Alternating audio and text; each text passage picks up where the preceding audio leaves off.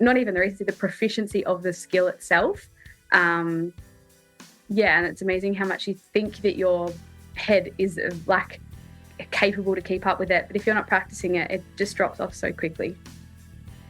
G'day everyone, and welcome to episode 150 of the Flight Training Australia podcast, the podcast all about flight training and flying in Australia and beyond. I'm your host, Trent Robinson, and thank you for joining me for this very special episode. 150 in 3 years. Most podcasts don't make it much past 7 or 8, they say, and it really is an amazing achievement. I can't believe I've got this far.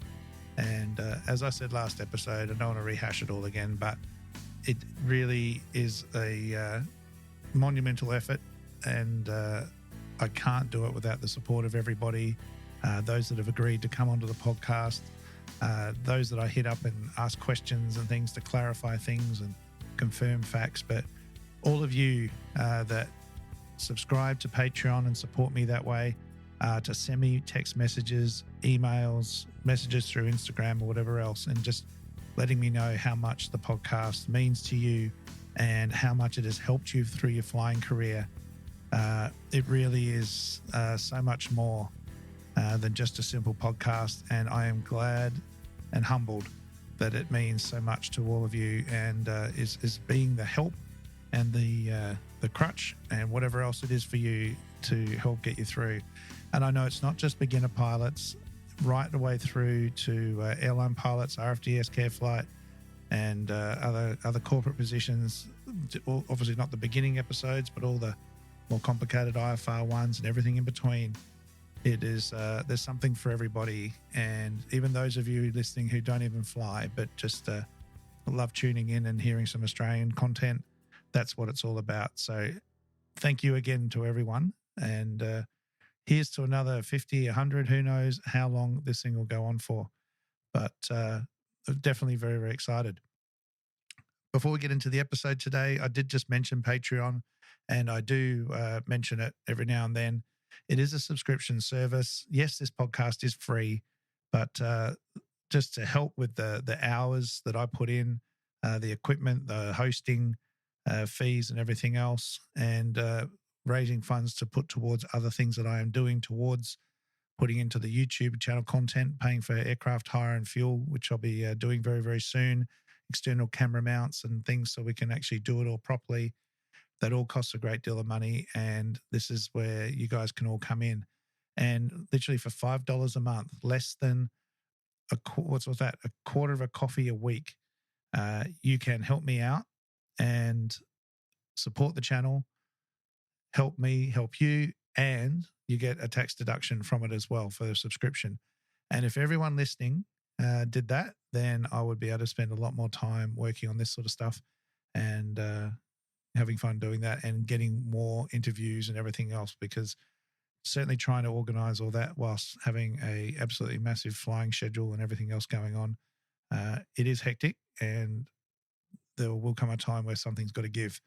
And I'd rather not have that happen. I want to keep this going. So think about it.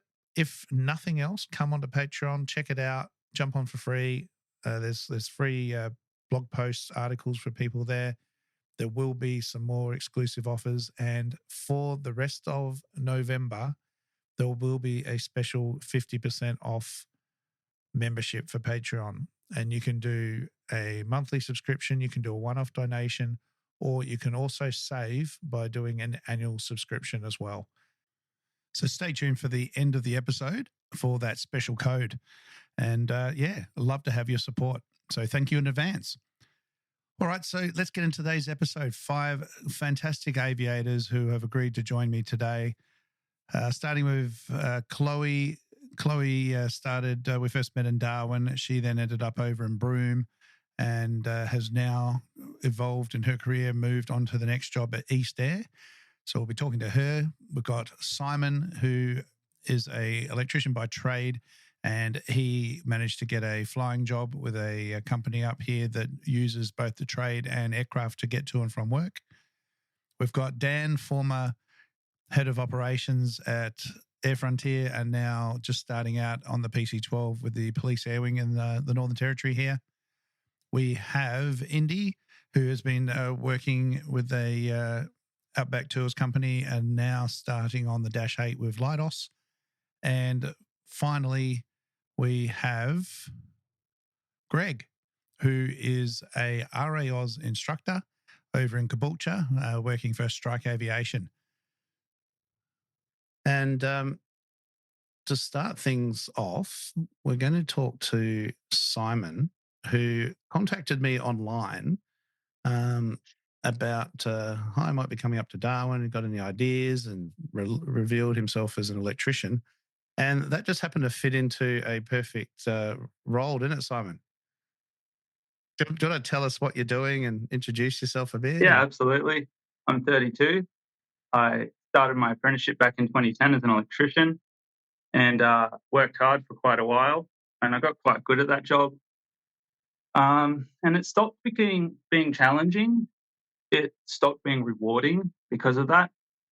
And I started to look for new challenges without knowing it. That's how I came across flying and the idea of that as a career. So I used my income from my trade to fund my training. And then finally, like so many others, I made the great pilgrimage, left behind my whole life back in New South Wales. And I brought my wife with me, which is handy. Travelled on up, and on the way up, I reached out to a Facebook page with my resume and hoping someone would have a look at it, make corrections. You actually saw it and advised I get in contact with a company called Remote Area, which is a great little company I'm working for at the moment. So they can use my skills as an electrician and as a pilot as well. Yeah, so do you want to tell everybody what happens, like how you've incorporated the flying into the job, and just tell us a few of the pretty awesome adventures you've been on and been sharing online. That's right. Well, we're really lucky in the sense that we get to go to remote Indigenous communities and do service on the buildings there, test tagging and all sort of safety compliance stuff. And it takes us to a new community every week. And on top of that, we get to go on a big lap around Australia every now and then, from community to community, dirt strip to dirt strip. And I've almost ticked the bingo chart for Schedule 8. I've seen some awesome things out there. And I try and put it on social media as much as I can, but you just can't. You just can't share how incredible the experiences are. I just love it. Well, it was like the other day, wasn't it? You were going from just some red dirt Google Maps track, which was not how we normally use GPS to follow road signs, and you were just, is this thing even working? I just loved it. Yeah. There's so many great moments out there. I do struggle sometimes not being able to share that because we do sit in that plane by ourselves. But then you got to think maybe this moment's just for me. So I do like it for that. Yeah, brilliant, mate. What's been some of the biggest challenges flying up here in the Territory? The biggest one would have to be the IPC, which I took on recently. I don't normally fly under the instruments, and I'm pretty new here. I'm just starting my journey, still learning the way things are. And I decided to take on the IPC, which so many let lapse. I did fail at the first time, and I'm okay with that. I tried my hardest to become ready for it. I turned that anxiety into confidence as much as I could through study and practice, but I just wasn't up to scratch when it came time. And I was okay with that. Went straight back to the books as soon as I could, jumped in my little home simulator, which is a great help, and did some more training with yourself and found myself to be ready the second time. And it was a great feeling. What do you think for those getting ready for an IPC? What would you recommend doing? I mean, obviously, you put in a heap of effort with me and training and doing everything in study. So it wasn't a lack of study or anything like that. But what did you find the hardest, and what sort of tips do you think you'd give to people? I We'll obviously recommend reading through AIP and Route 1.5, of course, but everyone's going to do that, I hope. I actually found a lot of help with my home simulator. So it's just a cheap little setup on an old version of X-Plane, nothing fancy. And every night at the end of the day, I would jump in that, set up an approach for myself, and just have a go at it until I got it perfect. And then I'd make it a bit harder for myself. Simulate an engine failure, have a go at that until I got it. That actually helped me the most. Yeah, fantastic. Indi, while we're on the topic of instrument ratings and things, how did you find with the prep with yours again when we did it together? What were the challenges there for people to, again, help and just your experience? Yeah, so I did my IPC with you. I can't even remember, a couple of months. Oh, last year actually, it could have been. Yeah, about a year ago. I definitely listened to a lot of your podcasts. But I think, like, quite honestly, majority of the flying and approaches that I was doing was all visual anyway. So a lot of my skills I found had faded in regards to instrument flying. So revisiting an IPC was, although I was doing IFR flying, was very new again all of a sudden. But yeah, like good to get back into it for sure. All right. And Dan, moving into flying the PC-12 now from looking after a small charter company, how big a difference has that been now, and how did the previous sort of flying that you did help you with what you're doing now? It's been quite a big difference, I'd say. Certainly like the FMS and the computer systems in the PC-12 has been quite the step up from a full steam gauge Chieftain with a little 430 in the corner.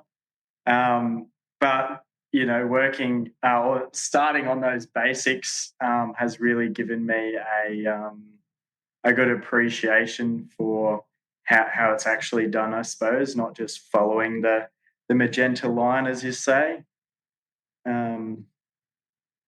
It's been a big change. Did you find that, or do you sort of now sort of think, oh, if I'd done things slightly differently or had things a bit more procedural, do you think that would have helped you moving into something, you know, as more structured like the PC-12 systems and things? Or back at Air Frontier, it was fairly procedural, like in terms of the SOPs and etc. It held me to a good stead, but what was lacking was just the understanding of autopilot systems and just because I'd never seen it before, really. Yeah, and had you done any of your ATPLs for like systems and got some exposure to that, or? I did, but unfortunately, I'm one who's let them lapse. But at least you did some of the study. Yeah, no, that sort of stuff was a good background information. And same with the gas turbine, understanding a little bit of that as well. Yeah, fantastic. All right, Chloe. So we last spoke to you, and you were in Broome at the time. No, were you in? I think you're in Darwin. I was Darwin, then Broome. So last we spoke was Broome. Yeah, it was Broome. You'd moved, yeah. So we, last call you just sort of finished. So do you want to just give everyone a quick recap on what you were doing beforehand? Because again, this is good. We've got a few people that have changing careers, and then So I was a teacher for 5 years, and then during 2 years into becoming a teacher, I wanted to be a pilot. So I paid for all my training and worked really hard to do that, and then got a job under the beautiful Dan at Air Frontier, and then got a job in Broome with Broome Aviation, and now I'm working in Cairns for East Air. Fantastic. And how's it all going in East Air at the moment? What are you doing there?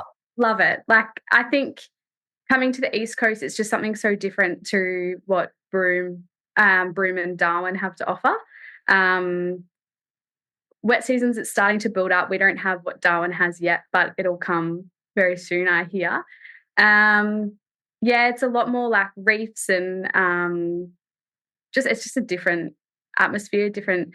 The whole airport it's all just different. It's just a different place to be, and a lot greener than orange and reds. Yeah, but it's amazing how quickly it changes just as much here, and everything's already drying out and it's not as green as you think in the wet season. Well, at the moment, yeah. It was quite green during the dry season, which I was surprised with.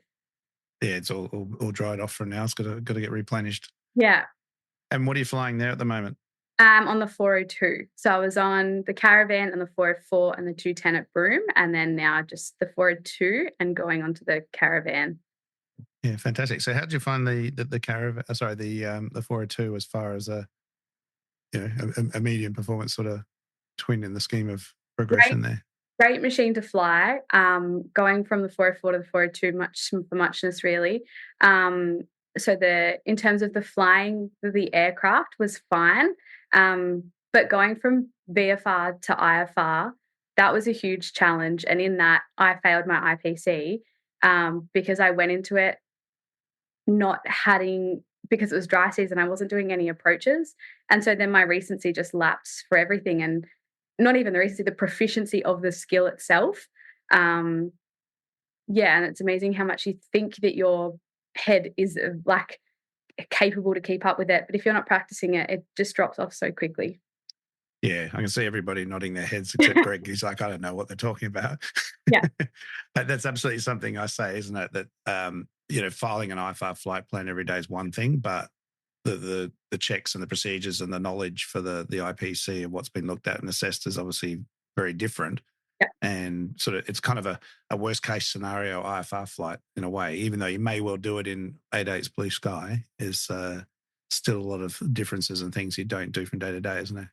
Yeah, absolutely. And even understanding controlled airspace to being in uncontrolled airspace to being identified, unidentified, what's happening where, just all the procedural stuff on top of actually flying on instruments. There's just a whole nother level on top of it. And you learn, once you do the line flying, it's like there's just so much more to learn, and it actually can be quite challenging. Yeah.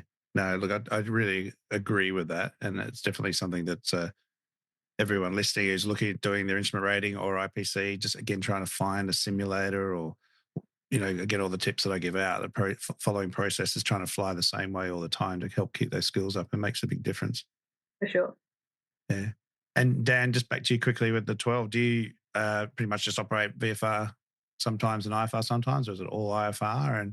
And how much of the automation are you using, and are you finding the systems on the 12 actually make it quite easy, and so the skills are still perishable? So with the current setup, we just do all IFR, unless there's a few scenarios like potentially some search and rescue operations. It's a bit easier to go VFR. Other than that, it's all IFR. In terms of the automation, compared to the other pilots here, I'm probably the pilot who uses hand flying the most, just because I enjoy it, and otherwise I get a little bit bored just sitting there watching the screen as we go by. Yeah. So I do find it fun to just hand fly a few sectors a day or whatever it is. But certainly it takes the sort of fatigue out of it after a long day.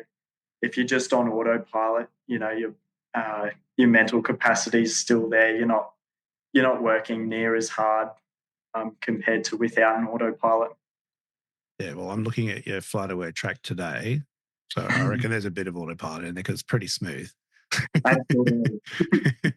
Big flight. Flight director helps too. What was that, sorry? Yeah, that flight director helps with your hand flying quite a bit. It does. But that was all autopilot there, yeah. Yeah, no, look, as you know, the Mallard doesn't have one, so we're doing long flights from Darwin to Broome and everywhere, Truscott, and it does wander and do up and down, so it is a fair bit of concentration needed.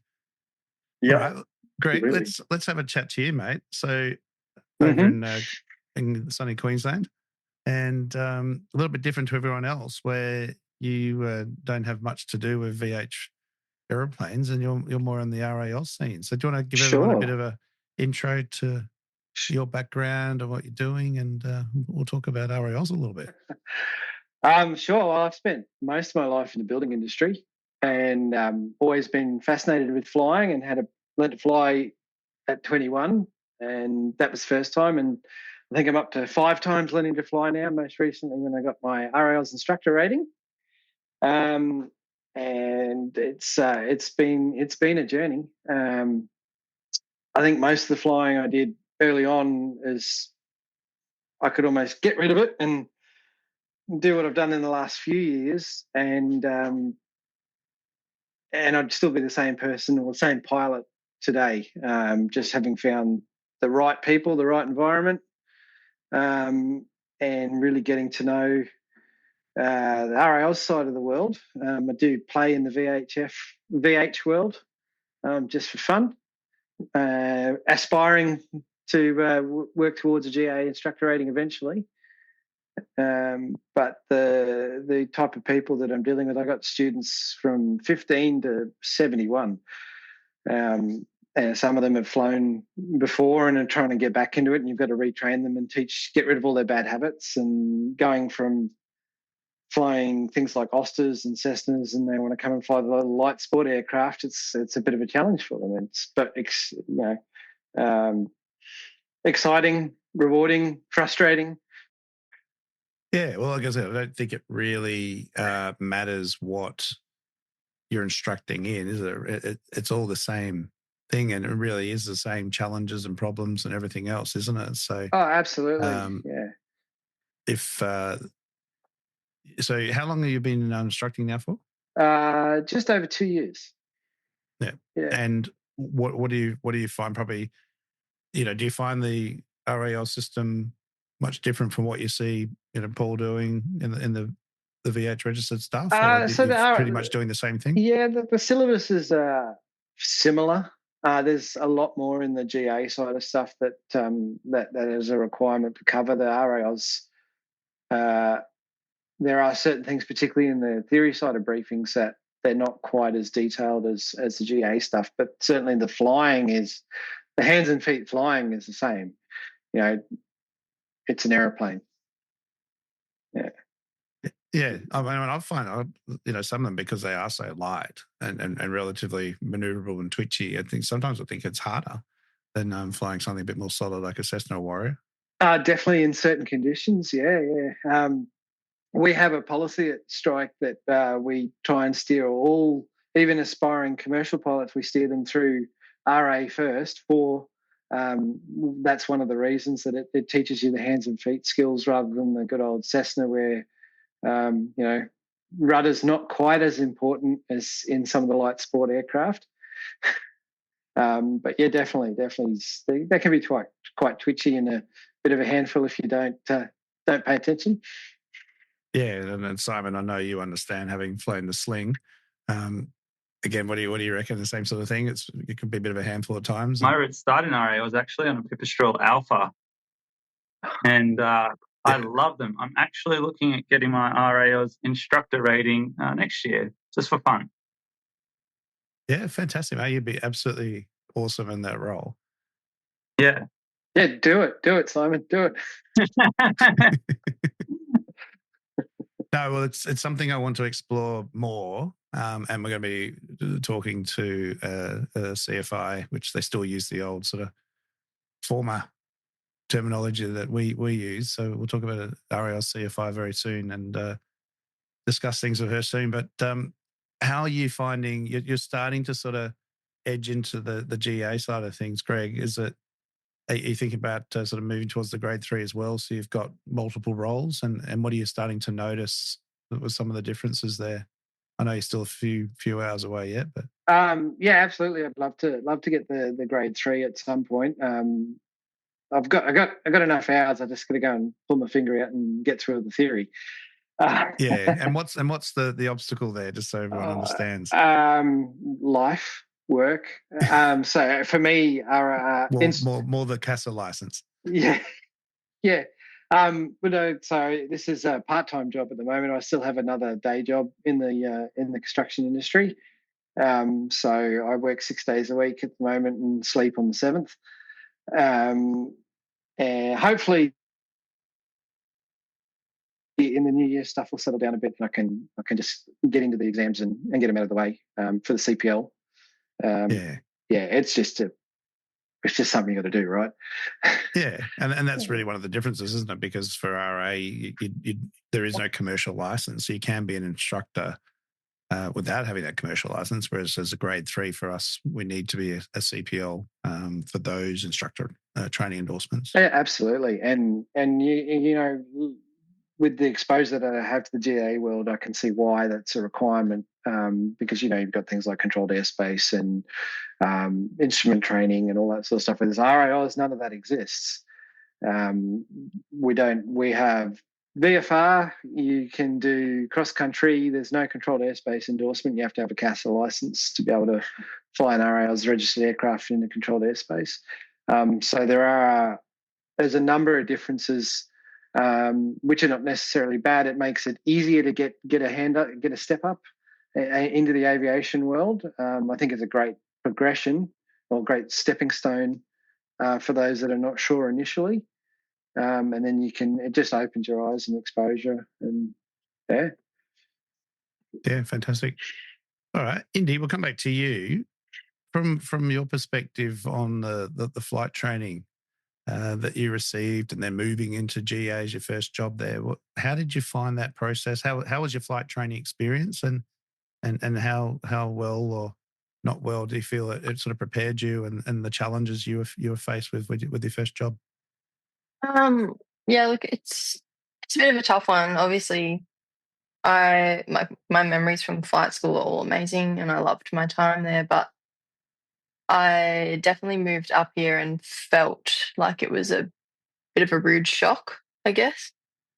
And like since I've been up here in the territory for just over a year now, and I've learnt so much about flying and aircraft and being a pilot. But flight school just sort of, I guess, in a sense, doesn't really prepare you for that the way that I did it. And I just think. So can you expand on that a little bit and just what the biggest sort of challenges were for you? Yeah, so I guess like up here, there's do's and don'ts. There's noises that you hear that are good and some that aren't so good. There's weather that is okay to fly with, and there's weather that's going to kill you. But when you're in sort of a flight school that's pumping people through, it's a pretty sterile environment where, like, if there's clouds in the sky or it's a bad weather day, you just cancel the flight and go home. Whereas up here, you've got maybe some storms rolling through, and in my experience was things like, we need that part for maintenance to get to that lodge today because we have 20 guests staying there who are all paying $3,000 a night, and we can't use the boat until it's here.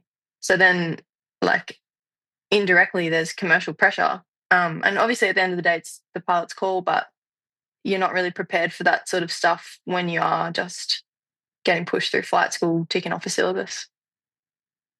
Yeah, it's about trying to find a solution, isn't it? Yeah. And like you say, you've got tourists waiting to get to their destination or get picked up to catch a flight out of Darwin back home. Or like I say, we do a lot of grounded machinery transport sort of stuff. So like I said, so the part doesn't get there, especially if it's like mine sites or something like that. It could be costing tens of thousands of dollars an hour whilst that thing's not moving. So yeah, so what sort of, I've talked about this a little bit with, care flight and someone dying on the ground and the pressures, but how did you deal with sort of putting those pressures into perspective in your decision-making processes? Like I definitely think there's been a few times where I've come close to getting myself killed, and that's like, you sort of get home and just go, what the hell was I thinking? Like, one situation, I could have landed 10 minutes away from where I did, and the guys at the strip would have had to drive an hour to pick up the parts they needed. But yeah, like, you just sort of, I don't know, even without someone saying do it, you're like, oh, I think I can, so I'll give it a go. Yeah, so for me, it was just learning that, and it did sort of take a few of those situations where I came home saying, I can't believe I made it home, to actually start resonating, like, this is real shit. Like, stuff goes wrong, people die.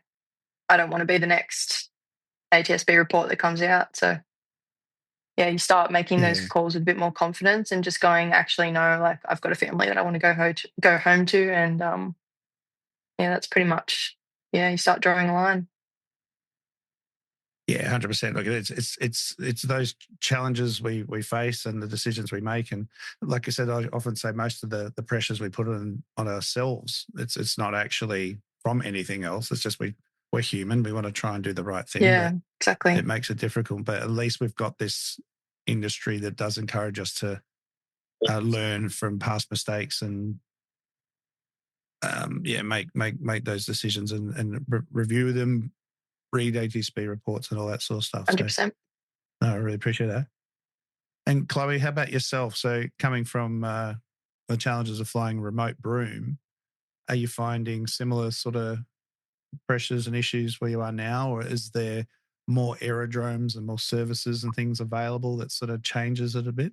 Yeah, insane in terms of like the difference between even just the 3 states that I've, had a job in flying, is that Darwin and Arnhem Land, there are a lot of strips around, and some of your flights can be 2.5 hours, some can be half an hour.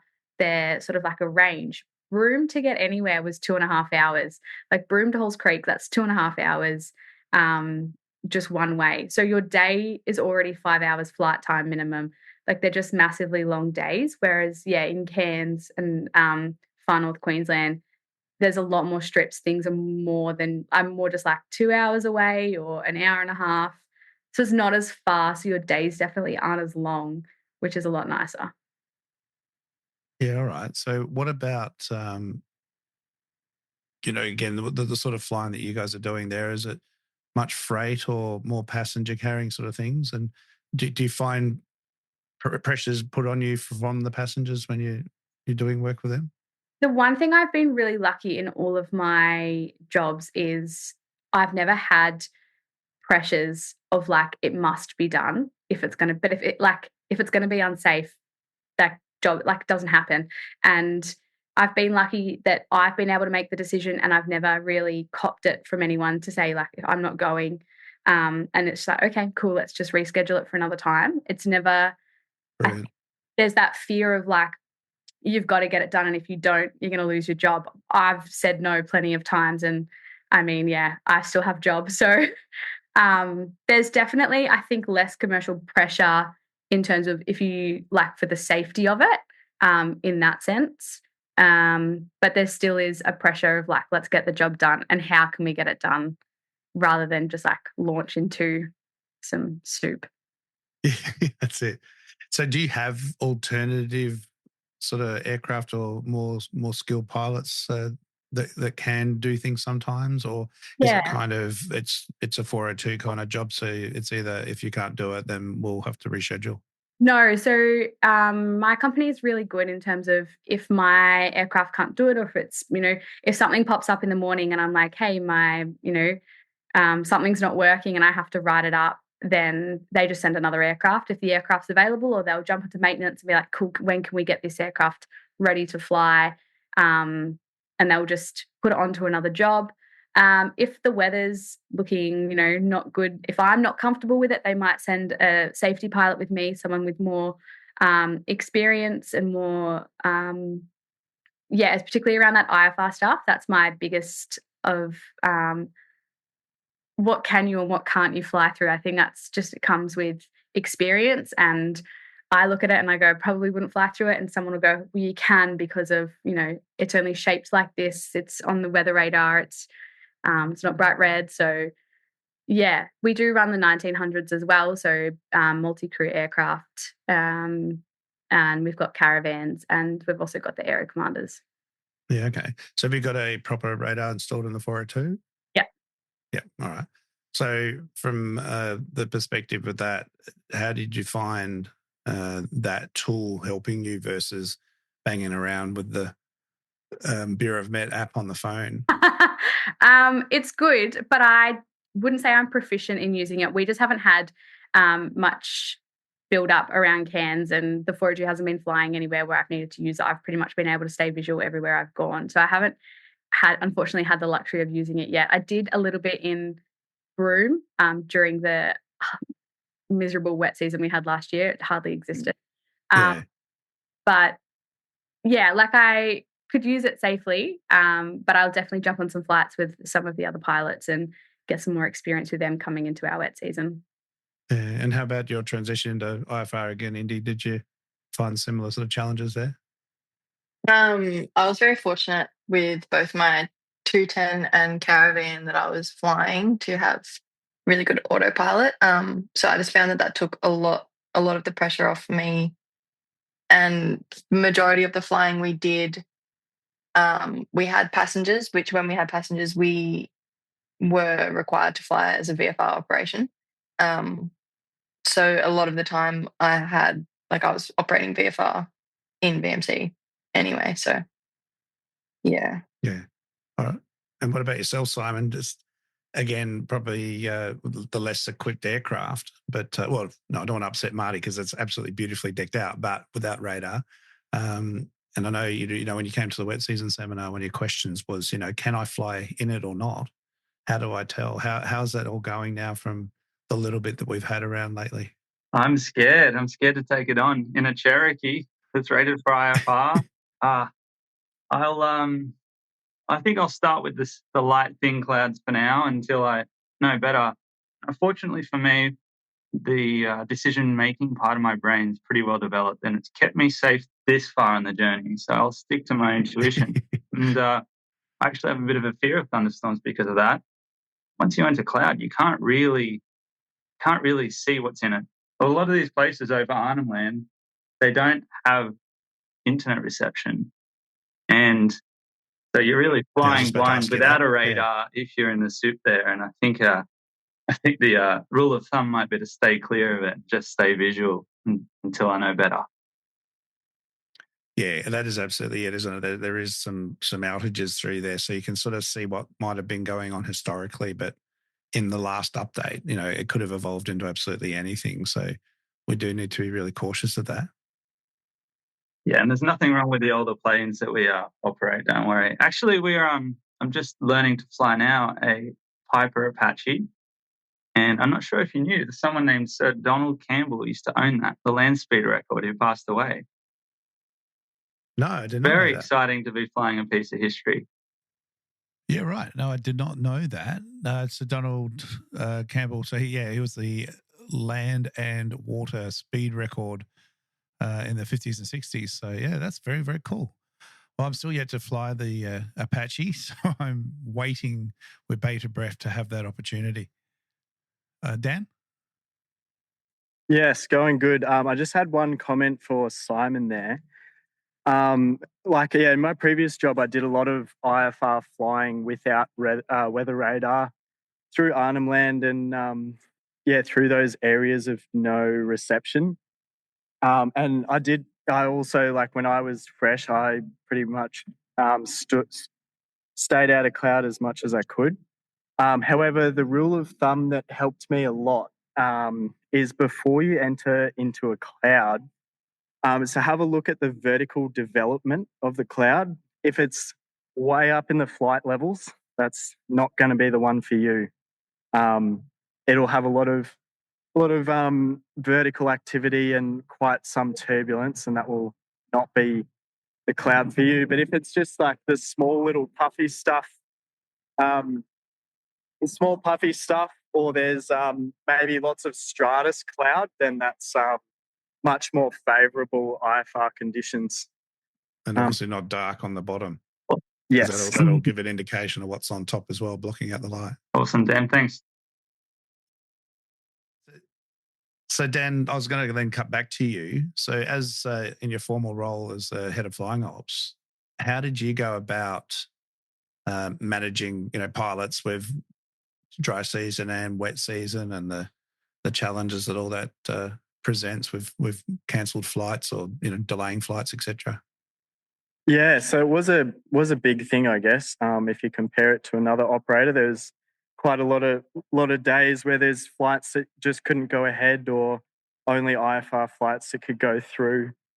But yeah, I tried my best to not put the pressure on the pilots, and if they can't go, they can't go.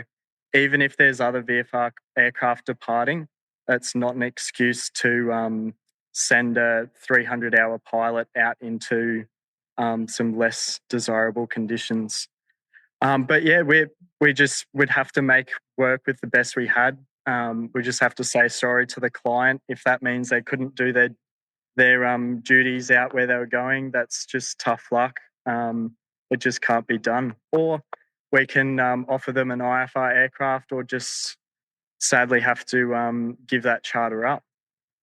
Yeah, and I think part of what helps that process is anyone that lives in the territory in the wet season knows that it could go one way or the other, and not to make their plans so rigid that if it doesn't happen, it's going to be the end of the world for them as well.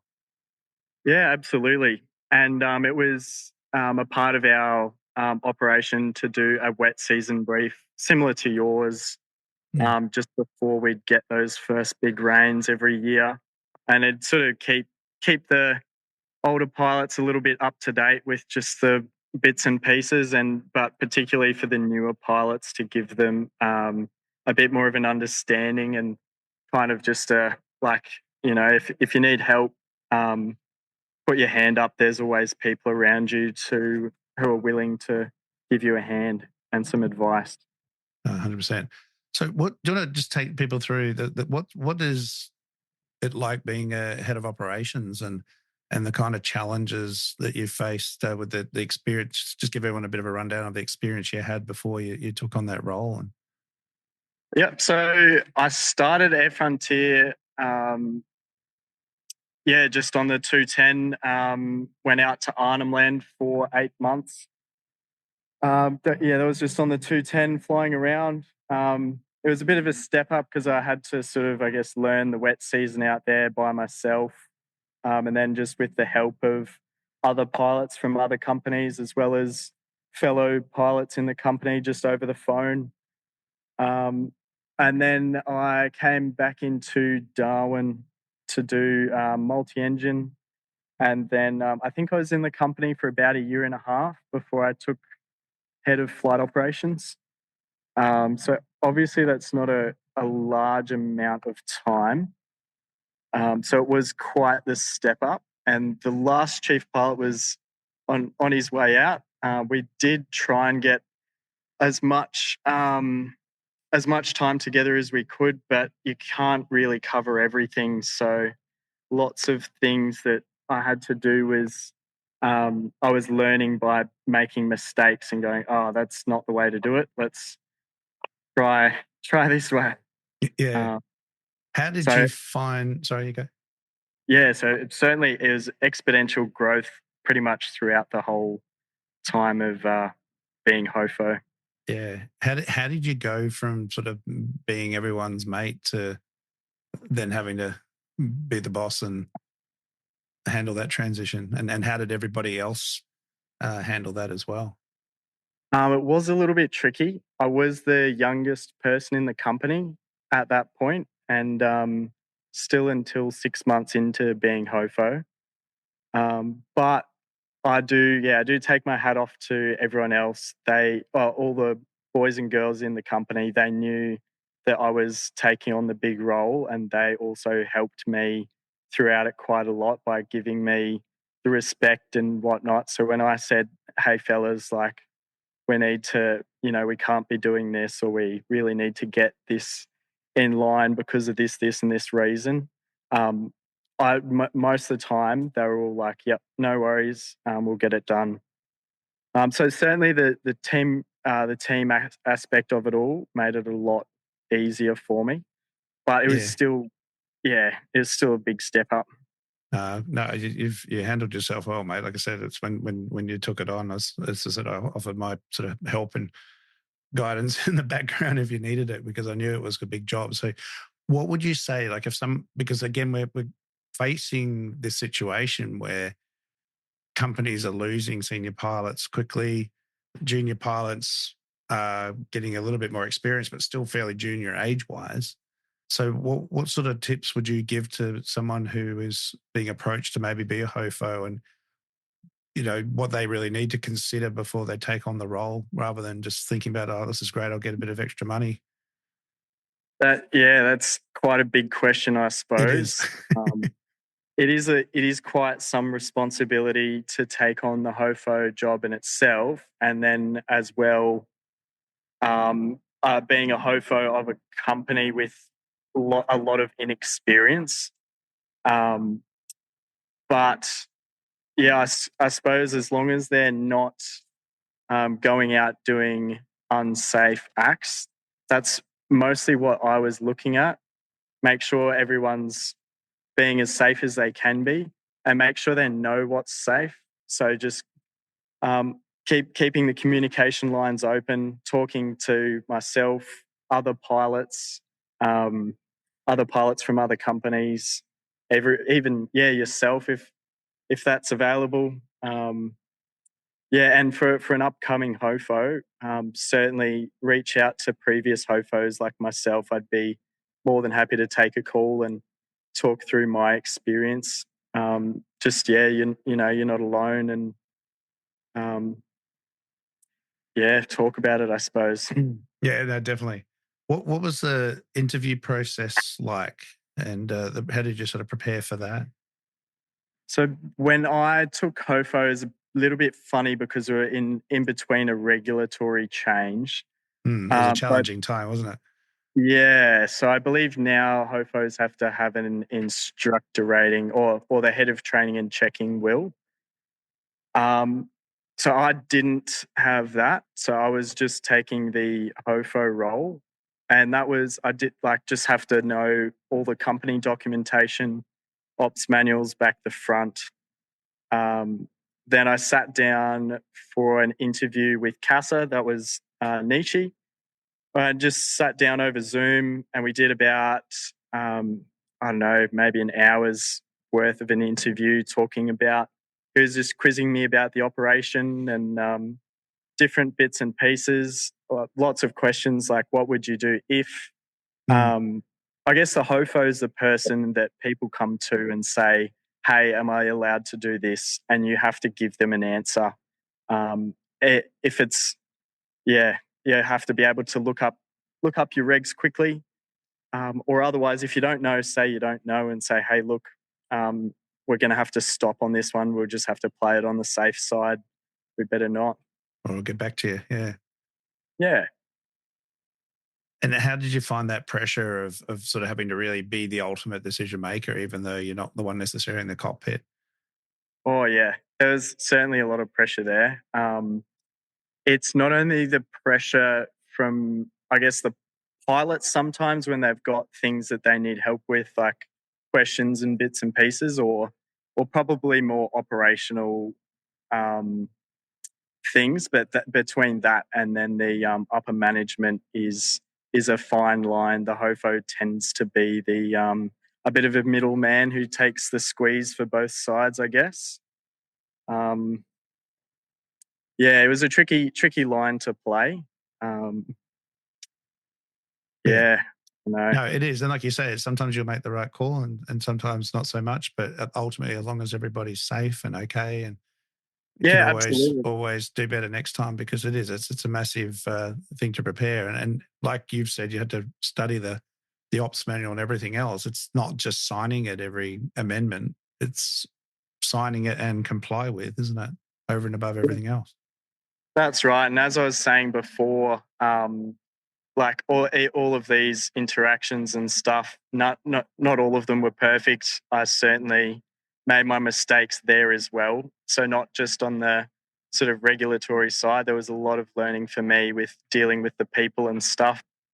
It was a big step up, and lots of mistakes made, but lots of learning that happened. No, that's it.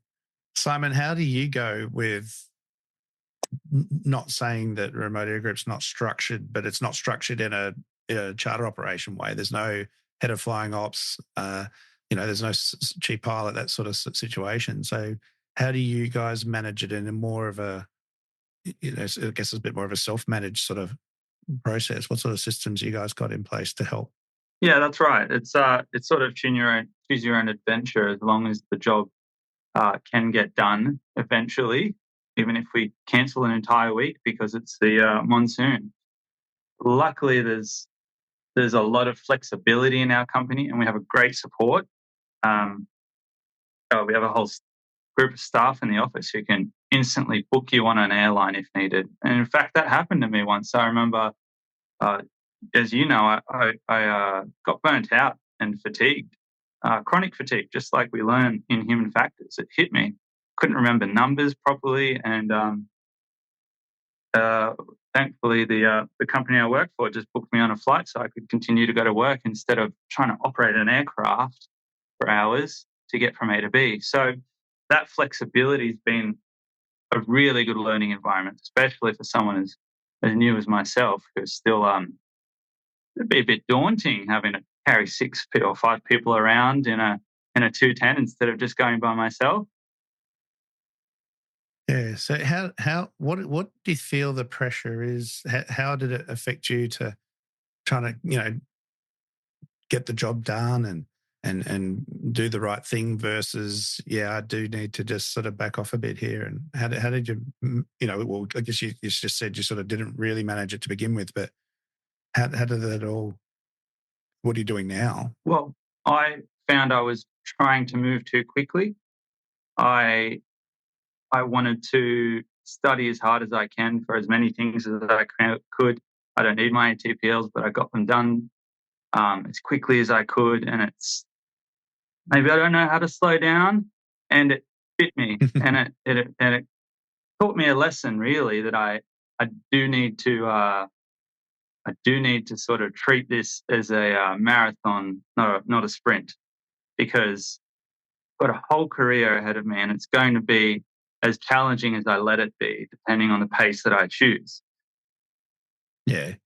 So sometimes does this really need to happen now, or can we wait till later? Still learning that. All right. And so speaking of studying things, Indi, how's your study process going at the moment? And I guess it's still early days because you haven't started everything yet, but how are you finding sort of getting ready for your first type rating and I guess the perceived challenges and that you've got coming up ahead? It's definitely already it already looks like a mammoth few months. We had our fleet manager come in. We just did a week of inductions in Darwin at the Lighthouse base here. And our fleet manager came in and had a chat to us for about 20 minutes and pretty much said, get rid of your social lives for the next 5 months. I don't want to hear about it. If you're having relationship issues, dump them. There's someone else out there for you. And just pretty much said, you need to knuckle down big time for this. Which I think we already sort of knew, and everyone sort of said to us, this is your first type rating. It's a huge deal. It's very exciting, but it is a lot of work and you need to be prepared for that.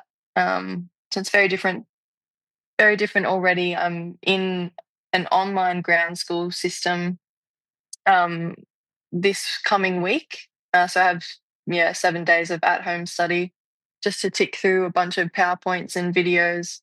And then I get flown to Melbourne for a couple of days in the classroom, and then I sit a closed book exam with 200 questions. And preparing for that is a mammoth task, but I don't know. It's weird to say, but my gas turbine wasn't that long ago, and it definitely prepared me, got me back into the systems study and how that all works. So that was definitely helpful. But it's going to be huge, very exciting, but big challenge. Good on you. Yeah, and I can appreciate that if, just having the basics of how a PT6 works to compare it to a Dash 8 and, same thing, but just more blades and more stages and everything else. All right.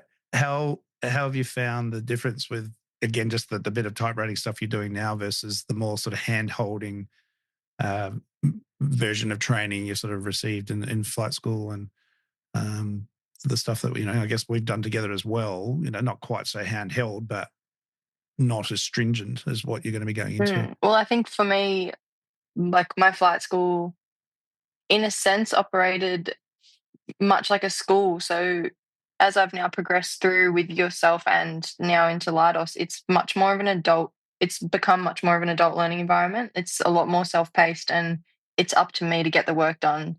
If I'm not finding the answers, I have to go chase them up. I don't have, say, at flight school, instructors walking me through an internal exam before I go and sit a CASA exam. It's just you're on your own. If you don't make the cut, you lose your job.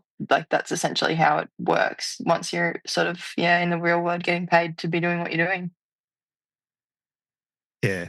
And Chloe, are you finding similar thing like with line checks? Again, it's just we're going to do a line check with you, but there's no necessary hand holding and what's going to happen. It's really based on SOPs, and that's your job to maintain your qualifications and standards, isn't it? It's not going to be we'll walk you through it like you will in flight training. Yeah, for sure. I mean, I did all part 141. So everything I have done so far is self-study, and having an education background, I suppose I already have the experience of like self-learning. But definitely even if you're like, I'm self-studying ATPLs, and there are days where you're just like, oh, I did 3 pages. Wow, go me. And then other days where you do 25 minutes and you actually nail it.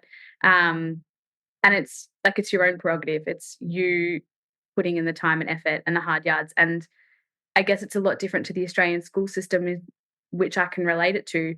You're going to go from year 8 to year 9, whether you pass or fail. Like, there is no pass or fail. But in aviation, there's a pass and a fail. And you're the only one that's going to get yourself over the line. So you have to put in the hard yards to be able to get that reward. So that's probably the biggest thing that I've come across in all of this is you just have to put the hard yards in. Otherwise, you're not going to get over the line.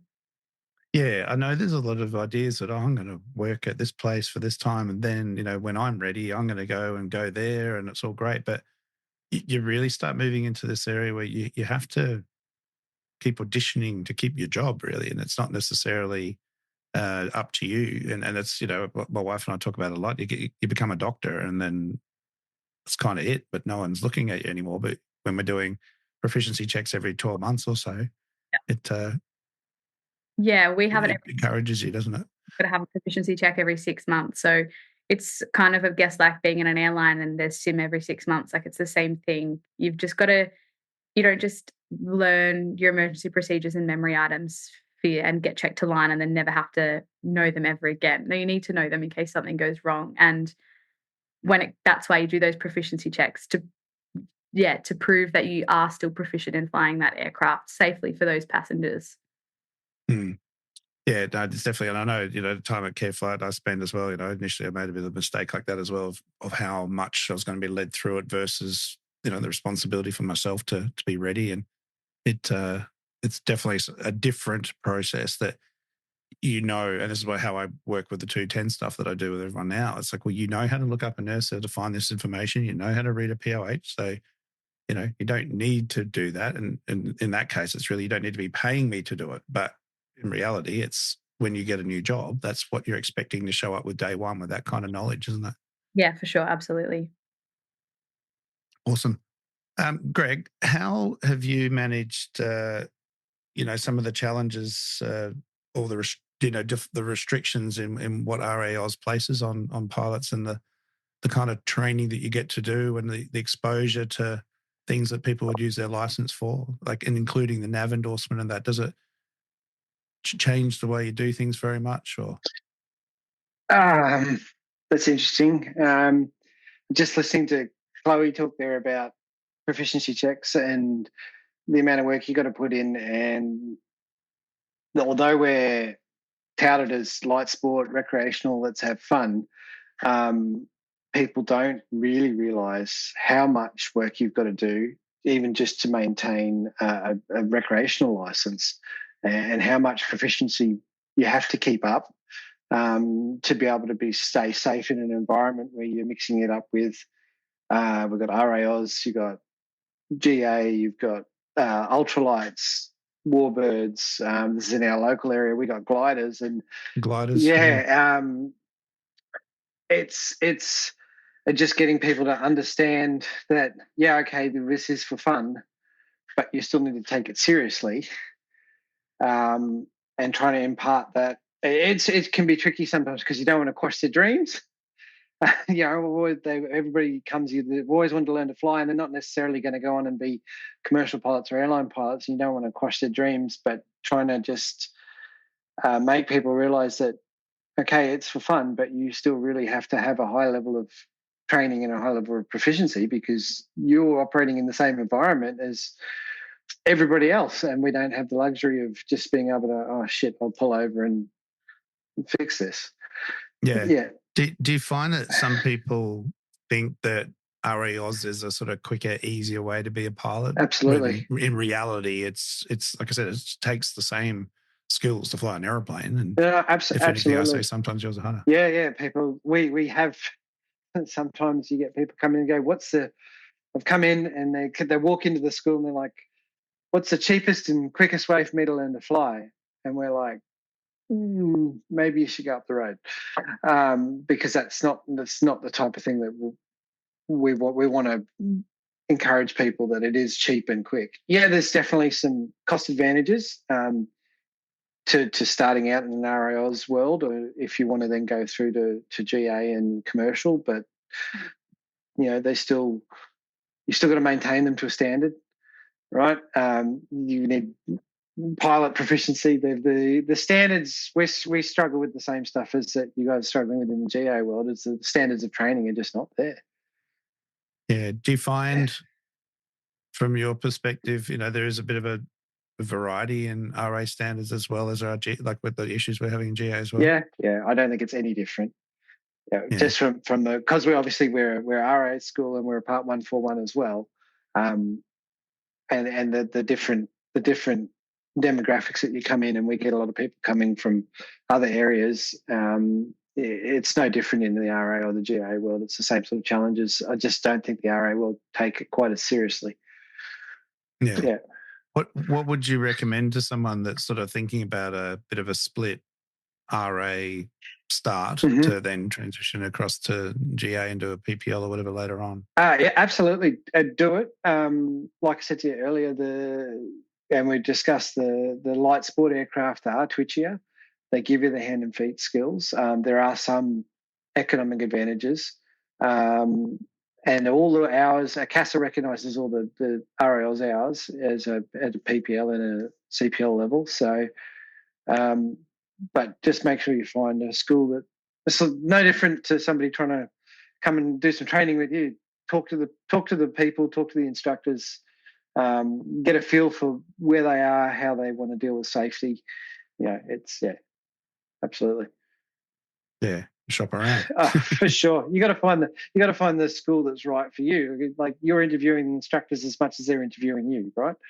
Yeah, for sure. Yeah. And where do you see your sort of flying going now? Like, do you think you'll give up the construction and go full-time instructing, or do you see it as a great combination to sort of fuel both passions, or no. Is it harder to earn enough in RA? I'd love to move full-time into the aviation world. The time spent in other careers has given me life skills that are definitely beneficial. But yeah, absolutely love to go full-time. And hopefully in the not too distant future, that'll be a possibility. Yeah, fantastic.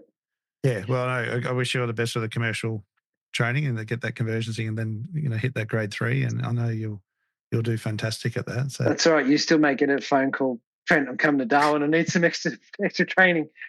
Yeah, no, we'll sort it out. All right, and Simon, what about yourself, mate? What's sort of the long-term career aspirations and how you might see your career going from here? Not suggesting you're about to leave Marty or anything.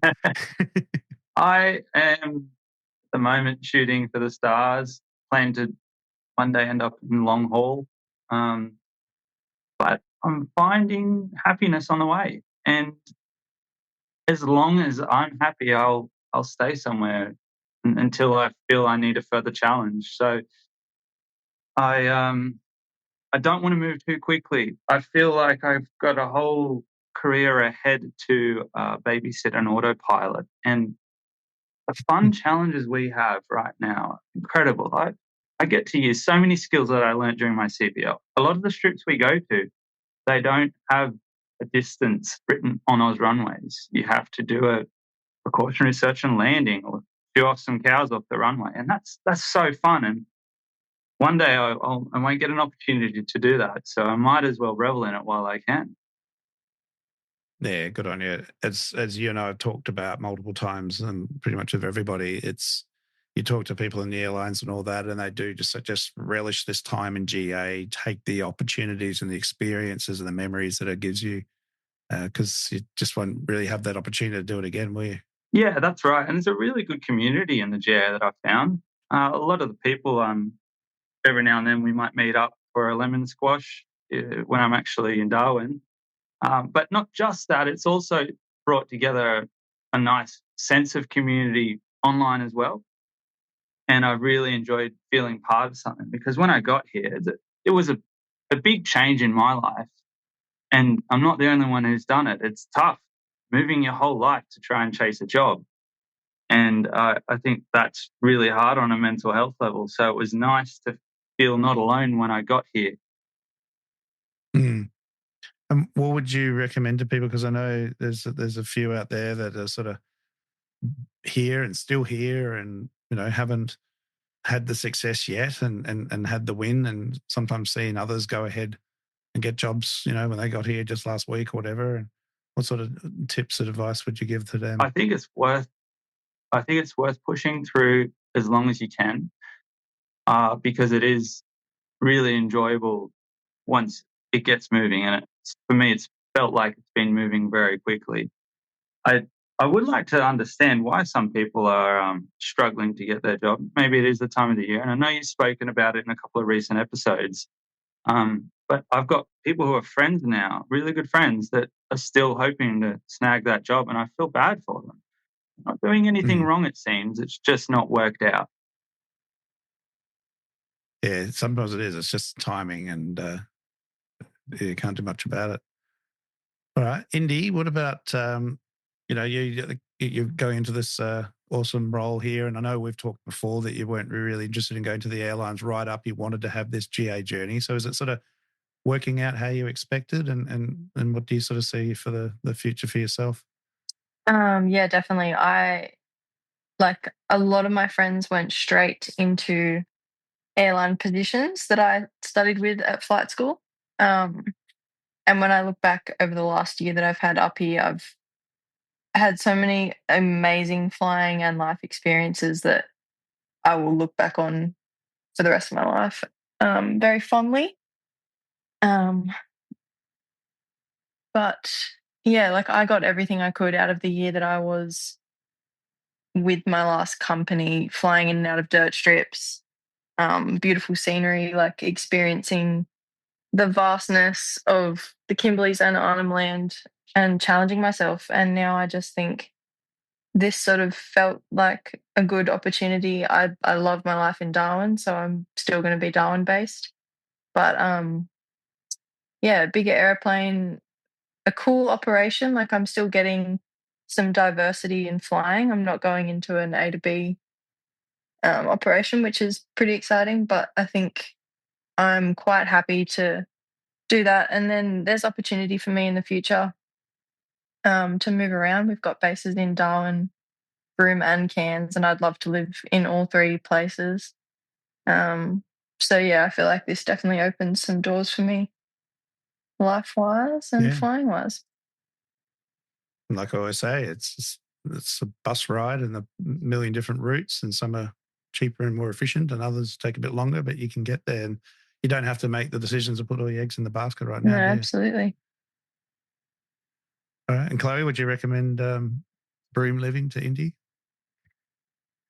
If she likes Broome, yes. Broome is one of the most beautiful places in the world, and I think it's the most beautiful flying. It's just a very small town, and it's very far away from everything. So if you like that, you'll absolutely love it. And it's very hard to get home. So that's why I really struggled being there. Yeah, well, I think with Leidos and home being where? Melbourne. Yeah. I was going to say, I think with Leidos, we do a fair few deployments just between the bases. So even if I'm just in Broome for like 2 weeks, I'll get to experience it for a little bit and then come back home. So yeah, get a taste for it and then maybe get out of there if it's not good enough for me. Yeah, well, I'll be back there first week of March, I think it is. So I'll keep an eye out for you there. Sounds good. All right, and Chloe, so again, relatively early days with your current job, but how's it looking? And you sort of enjoying the GA side of things, or do you think airlines might be down the track at some point as well? Or Yeah, no, definitely love my company, love my position. I don't think I've ever been so happy in the city and in my position. Future, I don't know what that holds. I know I have always had a desire to be an airline pilot ever since I was a kid. I have family that comes from it, so I think that's where my desire comes from. As a female, our careers look very different to a male in terms of wanting a family and how you structure your future life. And I think that's something men don't really have to consider in terms of flying and the situation it puts them in. So, yeah, what the future looks like at the moment, I'm not quite sure, but I do hope for airlines down the track. Yeah, awesome. All right, and Dan, what about yourself, mate? Is it you see yourself staying put for a while, enjoying the things that GA offers, or is the big shiny jets in the future for you as well? Well, yeah, probably similar to Simon. Like, I certainly very much enjoyed my time going out around Arnhem Land and in the bush, go to those short dirt strips. I guess I can't really get enough of it. And to be able to do that in a very capable piece of modern equipment, I get to sort of keep doing that, but kind of have a bit more of the lifestyle aspect, which some of the GA jobs don't quite get. So yeah, to be honest, I'll be happy here for a while, for the next little foreseeable future, I guess. Airlines doesn't really excite me, unfortunately. I'm one of the ones that doesn't share that view, but yeah, I love the single pilot aspect, being able to hand fly where I want, not have to follow SOPs to put an autopilot on it over many feet. Yeah. So yeah, I'll be around. Good on you, mate. No, that's fantastic. Look, it was a fantastic chat with everybody. I really appreciate your taking the time. So just to wrap up, and Dan, we'll start with you. Just final sort of tips to people listening and just about to start their career, middle, end. What would you say? Well, it's certainly all about your attitude. If you come in with a positive attitude, it doesn't matter your experience or how many hours you have. That'll all come in time. Keep with your positive attitude, and it'll all work out for sure. But it's been a pleasure, Trent, being on your podcast. Thank you very much. No, mate. Thank you, and thank you for juggling your flight and packing up whilst we've been doing this, mate. It's been very much appreciated. Quite all right. Thanks for accommodating. Thanks, buddy. All right, Greg? Yeah, similar to Dan, just positive attitude, give everything a go. Put yourself out there. If you're not getting out there and talking to people and gaining new experiences, you don't know what's there. Yeah. No, that's it. Yeah. Talk to people, find out. Like I said, it's just sometimes you don't even know that you wanted to do that. Hey. Oh, absolutely. And the more you learn, that's out there, and then the more you want to learn. Yeah. All right. It's been a pleasure, and Trent. Chloe? Thank you. Chloe? Probably it's an industry where you're heavily criticised. So take that with a grain of salt that you don't get the other side of the cookie, but that you probably are doing a good job, and to just keep going. Yeah, fantastic. All right. Indi? I was going to say, just touching on what Greg said, like definitely just get out there and meet people, shake hands. Like I'm sure many people do, but I stumbled on my first job just by having a 5-minute chat with someone I'd never met, and that's led to my whole incredible first year of GA up here. So I definitely got very lucky, but if I hadn't have gone and just said hello, that wouldn't have happened. But yeah, just stay safe. Whatever you're doing, just fly safe and be safe, operate safe, everything. Safety is number one. Go Yeah. home to your families. Definitely. I think it's a really good point. You'd never know who you're talking to sometimes, or who the person you're talking to may talk to, and it can open doors that you didn't even see coming. Absolutely. All right. And then finally, Simon, as I've said, probably the most positive, inspirational person I've met in the recent times. So what have you got for us, buddy? All right. For anyone considering making the move up north to where the work is, just take the step. I really implore anyone to really make the move. There's an adventure waiting up here for anyone, whether they snag a job straight away or have to wait a while. I have to pinch myself sometimes when I just encounter so many new scenarios, and I really wish it for anyone who's got it within them to make that step. Yeah, totally agree. All right, everybody. Well, thank you for, again, joining me for this 150th episode. And yeah, look, I'll see you all out on the tarmac somewhere very, very soon. There's still 150 more. Thanks for having us, Trent. Thanks, guys. All right. Cheers. Bye. Yeah. All right. Thank you guys for joining me again. Big thanks to Dan, Indi, Greg, Simon, and Chloe. I hope you guys got something out of those stories to share and realize that you're not alone. Plenty before you have had the same problems, and plenty more ahead will also. But hopefully, if they listen to the Flight Training Australia podcast, I can help you stop making some mistakes. But look, life is about making mistakes, and sometimes we have to make them ourselves, hey? So great insight from everybody, and thanks everyone for their honesty and sharing those ideas. All right, so if you'd love to support what I'm doing, as I said, Patreon is the way to do it. Apart from subscribing on Instagram, Spotify, Apple Podcast, or wherever you else listen, you can leave 5-star reviews on Spotify. You can leave a written review on Apple Podcast. If you will do the time to do that, that'd be just fantastic. But for the Patreon code for this month only till the end of November 2024 is 50% off memberships. The code you need is episode 150, episode 150, and that will get you 50% off either monthly or annual subscriptions. And it'll just be for the first month, or you can get it for a full 12 months. So basically 12 months for the price of 6. Thank you for your support. Thank you for your consideration. And that is it for this 150th episode. I will be back next week with more exciting information, news, controversies, and theory topics. Until then, blue skies, fly safe, and remember the golden rule. Aviate, navigate, communicate. Cheers, everyone.